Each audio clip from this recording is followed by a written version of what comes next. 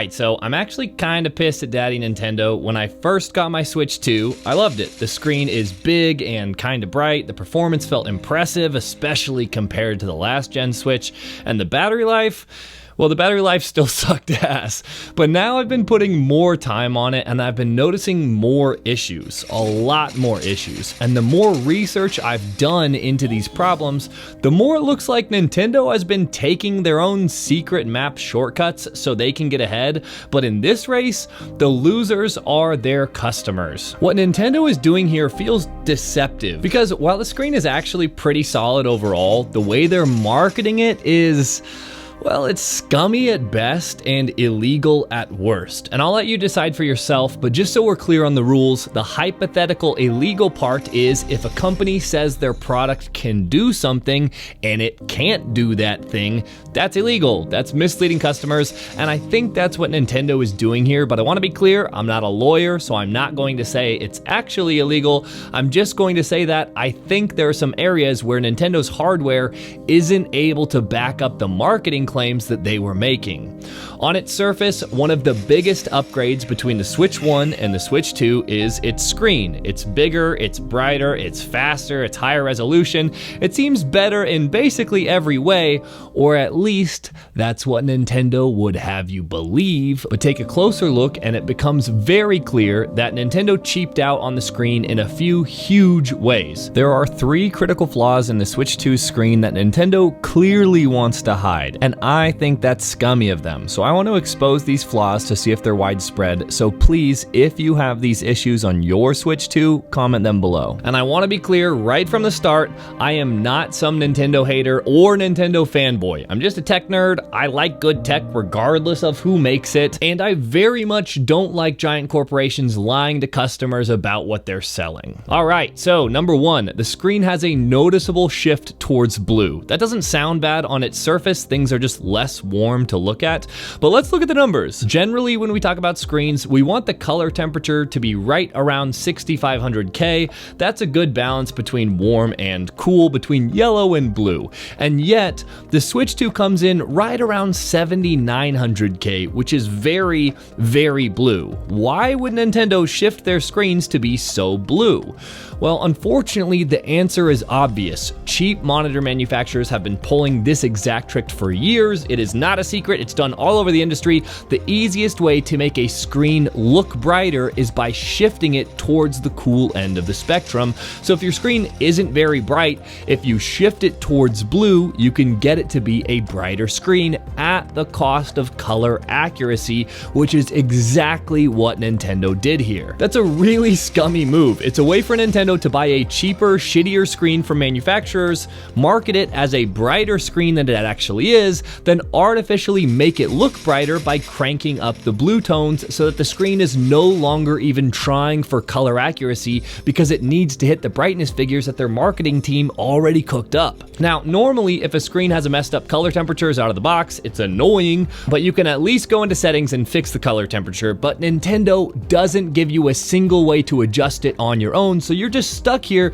with this insanely blue tint and no way to change it. Pillar number 2. Nintendo markets this screen as having HDR, but the minimum spec for HDR is 400 nits of brightness. So the screen has to at least hit 400 nits of brightness before it can be considered an HDR screen. One of my favorite YouTubers on this subject, Taki Udon, sorry if I butchered your name, homie, I'll leave his video linked below. It is a fantastic video, but his Switch 2 only got 363 nits of brightness, which is well below the minimum brightness standard of HDR, meaning if it can't hit 400 nits of brightness, it's not an HDR screen regardless of how Nintendo markets it. And remember, this is with the blue shift that already makes a screen brighter even though it messes up the color accuracy. They marketed the Switch 2 as having HDR. Cool, except what's not cool is that it actually doesn't have HDR, or at least not without some huge asterisks that they did not put on the box. The certification of HDR has a minimum of 400 nits of brightness, which means Taki's Switch 2 doesn't even meet the minimum brightness to qualify as an HDR capable screen, which means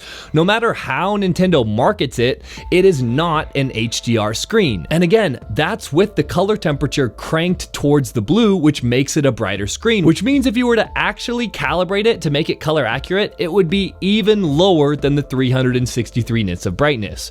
What Nintendo did here is source a cheap display that isn't capable of the brightness needed for HDR, so then they artificially calibrated the screen to be brighter but less color accurate. And while I might be okay with doing that sort of thing with something like a Switch Lite where you're going for the most budget style of device, on their flagship Switch 2 that costs $450, that's scummy. Oh, and speaking of the Switch Lite has a brighter screen than the Switch 2, and you can pick those up for less than half the price. And while yes, screen brightness isn't the only factor that makes a good screen, it is one of the most important factors for most people. And to be clear, I'm not saying the Switch 2 screen isn't bright. It's generally bright enough, although I always prefer a brighter screen.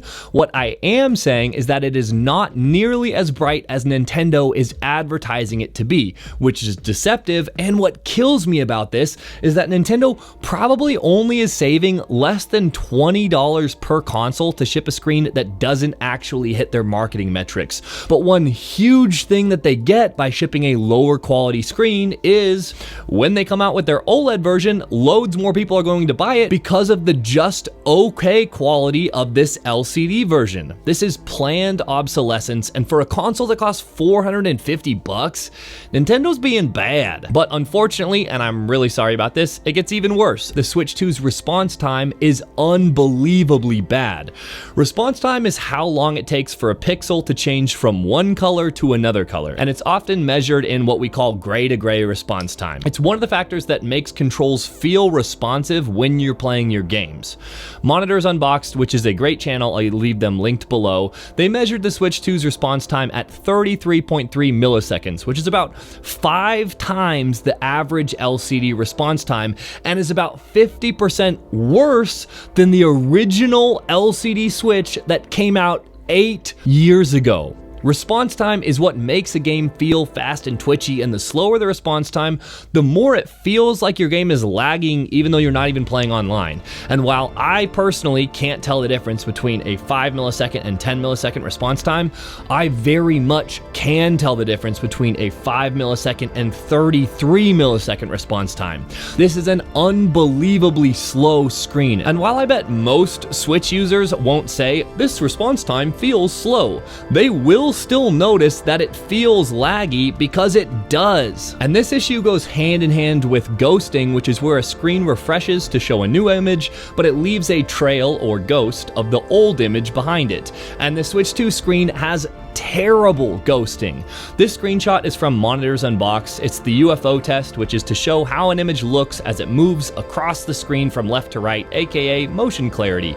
And the Switch 2 looks terrible. Just look at how smudgy it looks next to the other 60 Hz LCD monitor. That is the same monitor technology, which is 60 Hz, but it looks so much worse. And what's crazy is, at least to my eye, I actually think the motion clarity looks worse than on the original Switch LCD from 8 years ago.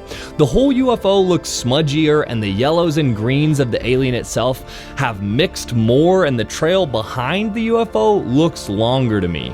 These are the sorts of things that are hard to test and even harder to convey the results to people who really just want to play their games, but they do have a big impact on how games feel to play, and it's so clear that Nintendo cheaped out on the screen based on these test results. To have the brand new Switch 2 look worse, or at the very least not better than the 8-year-old Switch, is just inexcusable. And the final pillar that's holding up the Switch 2 screen is its 120 Hz refresh rate, which is a huge selling point, and it's all over Nintendo's marketing. But here's the thing. As of now, which is a couple weeks after its launch, as far as I can tell, there isn't a single game that actually supports 120 Hz. Not a single game. And I do get why older games, like for the Switch 1, might need a minute to get updated to be able to take advantage of the higher refresh rate screen, but Mario Kart World, for example, launched exclusively with the Switch 2, meaning you cannot play it on a Switch 1, and that still only has a max refresh rate of 60 Hz on the internal screen.